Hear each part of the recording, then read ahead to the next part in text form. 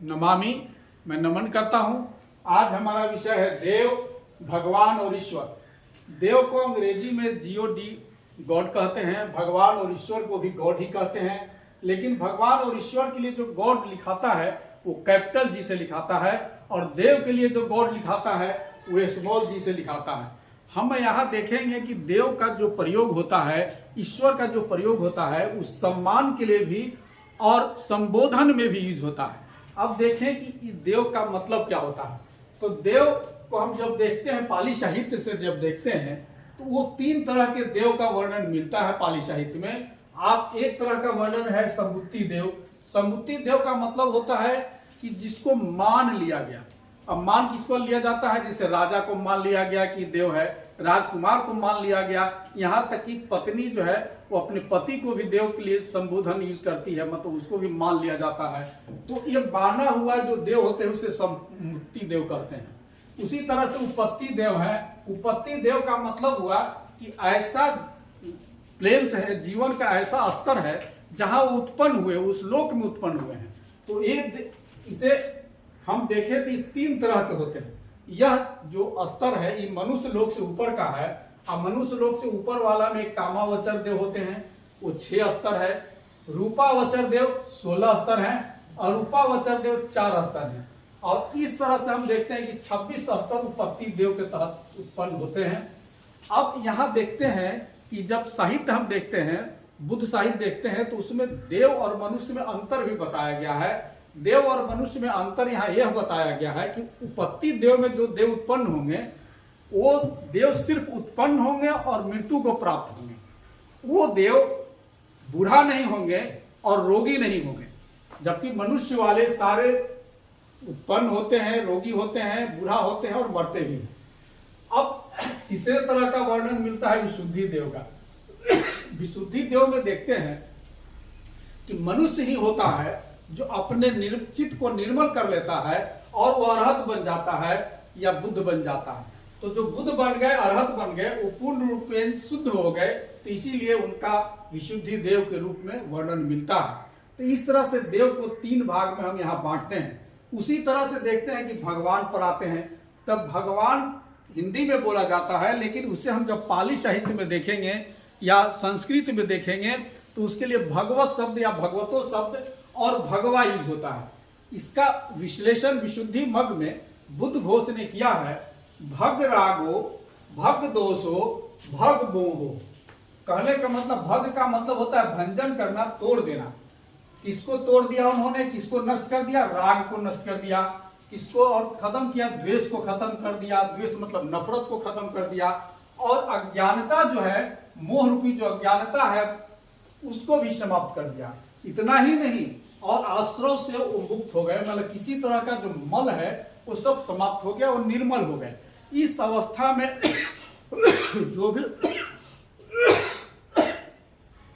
पहुंचते हैं उसे हम भगवान या भगवा कहते हैं।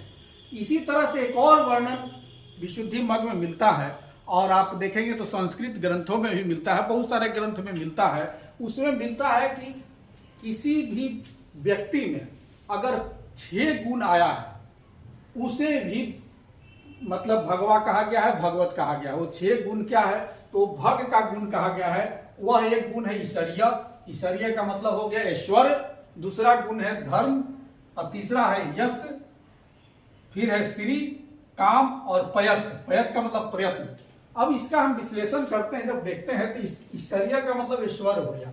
ईश्वर का मतलब हुआ कि अपना जो मन है उस पर पूर्ण रूपेण कंट्रोल कर लिया है, नियंत्रित कर लिया है, उसका मतलब मालिक हो गया है। तो इस ईश्वर का मतलब होता है आधिपत्य या परिपूर्ण, जिसने अपने मन को पूर्ण रूपेण काबू कर लिया है और सारे ऐश्वर्य से परिपूर्ण है, उसमें किसी तरह की कोई कमी नहीं है। वो एक गुण हुआ, मतलब ईश्वरीय गुण हुआ। ये भग का मतलब है, भग धातु से जो मतलब निकाला जाता है। दूसरा धम्म है, मतलब उस व्यक्ति ने जो भी धम्म का पालन किया है, लोगों को बताया है, वो लुकुत्तर होगा, इस संसार से ऊपर जाने के लिए होगा, इसीलिए उसको धर्म की बात कही गई। तीसरा है यश। यश का मतलब होगा कि जो उसकी प्रसिद्धि है वो परिशुद्ध होगा, उसमें किसी तरह की कोई मिलावट नहीं होगी, वो निर्मल होगा, तो यश हुआ। तीसरा है श्री। श्री उसे कहते हैं जो दूसरे के दर्शन देने में उसको सुख की आनंद प्राप्त होती है, तो उसके लिए श्री शब्द हुआ है। श्री का आप देखेंगे कि हम लोग यूज भी करते हैं, जैसे श्री, श्रीमान, पाली में इस तरह से श्री लिखाता है, लेकिन हिंदी में इस तरह से श्री लिखाता है या श्रीमान लिखाता है। इसका मतलब यही होता है कि उस व्यक्ति का हम दर्शन करें तो हमको संतुष्टि मिले, हमारे आंख के लिए बहुत अच्छा लगे। उसके बाद देखते हैं कि काम। काम का मतलब हुआ कि उसकी जो भी इच्छा होगी उसको देखने से उसको पूर्ति हो, तो इस तरह से पूर्ति करने में जो सहायक है उसके लिए भी काम शब्द यूज हुआ है यहाँ। प्रयत्न का मतलब होता है कि वह सम्यक प्रयत्न कर रहा है, मतलब वैसा व्यायाम कर रहा है, ऐसा मेहनत कर रहा है जो इस लोक से ऊपर करने में सहायक हो, उसके लिए यह यूज हुआ है। मतलब 6 गुण जिसमें है, ये जो है 6 गुण जिसमें है उसके लिए भी भगवा शब्द का यूज किया गया है, जो पाली साहित्य में और संस्कृत साहित्य में भी मिलता है। अब हम देखते हैं ईश्वर।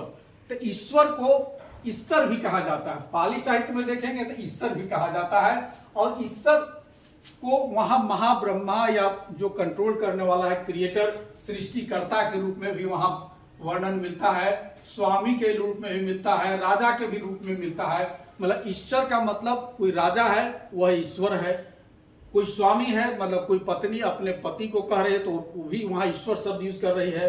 प्रभु के लिए भी होता है, वहां प्रभु मतलब जिसके लिए बाहर ऊपर वाले चीज हैं, और सक्षम और समर्थ वालों के लिए भी ईश्वर शब्द यूज होता है। अब यहाँ देखते हैं कि ईश्वर जो आजकल जो हम समझते हैं, जो ईश्वर का मतलब आजकल जो लगाते हैं वो सृष्टिकर्ता से लगाते हैं, और सृष्टिकर्ता से लगाते हैं। इसका मतलब ईश्वर का मतलब जो हुआ वो मानस पुत्र के रूप में है, कल्पना के रूप में है।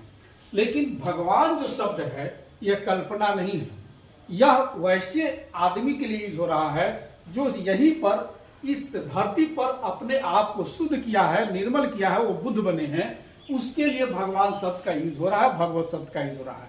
देव किसी के लिए भी हो रहा है, मतलब मनुष्य में भी हो और देव लोक के लिए भी हो, मतलब देव शब्द व्यापक है। भगवान सिर्फ और सिर्फ निर्मल चित्त वालों के लिए है, और ईश्वर जो है सृष्टिकर्ता के रूप में आजकल यूज होता है।